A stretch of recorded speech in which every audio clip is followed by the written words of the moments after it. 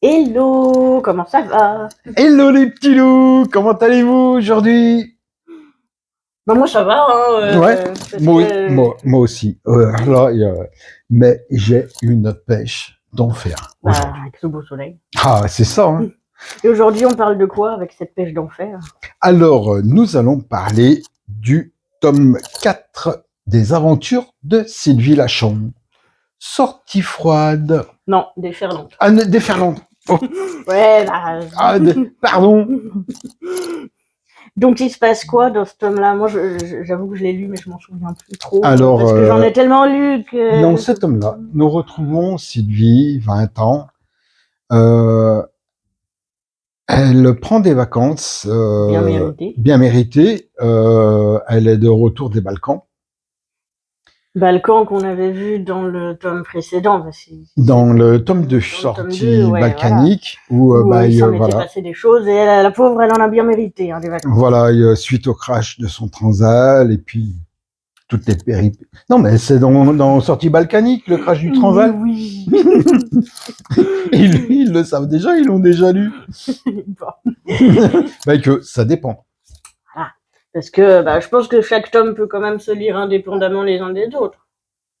Parce qu'ils ont quand même leur propre Oui, fin oui, après, oui, oui, ou oui, pas. oui, oui, ils peuvent se lire indépendamment des uns des autres, mais un petit peu le souci, par exemple, si on lit Sortie différente sans avoir lu Ce qui se Sortie passe avant. balkanique, Ouais. bon, c'est vrai que bon, on connaîtrait Sylvie, elle est officier de l'armée de l'air, mais pourquoi ces longues vacances que Ouais. son état-major lui accorde.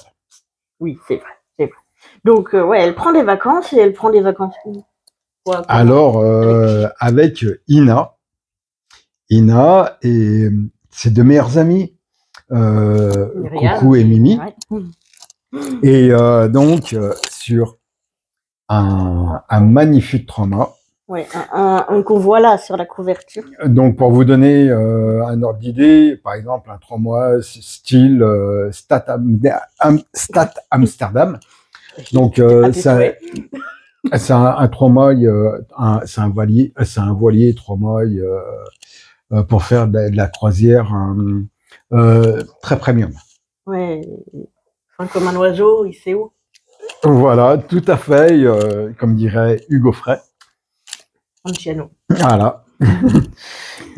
Et donc, voilà, donc elles partent sur avec toutes les quatre Et pour c'est des vacances idylliques, évidemment, hein, il se passe rien pendant non, ces vacances. absolument rien, absolument rien, bien sûr.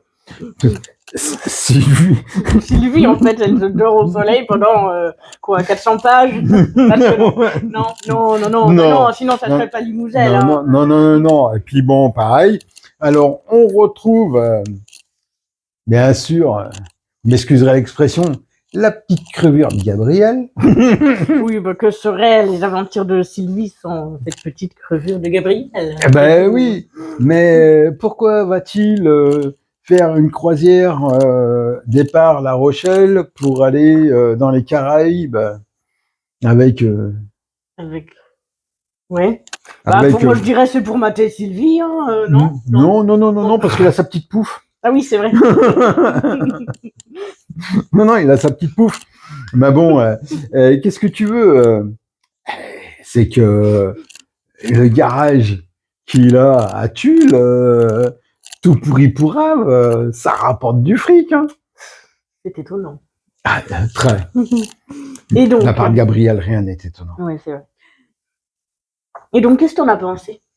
Ah, mais j'ai adoré. Alors, ce que j'ai beaucoup apprécié, c'est ce qui m'épate de cette autrice, c'est que autant quand elle parle militaire, elle utilise des termes ultra précis militairement, mais là, on va parler navigation, navire, Pareil. et elle utilise les termes précis de navigation du navire.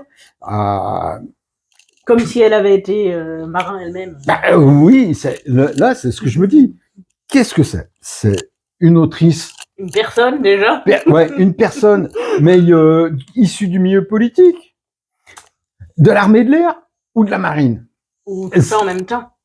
Ou tout ça en même temps, oui. Ah, ministre des armées.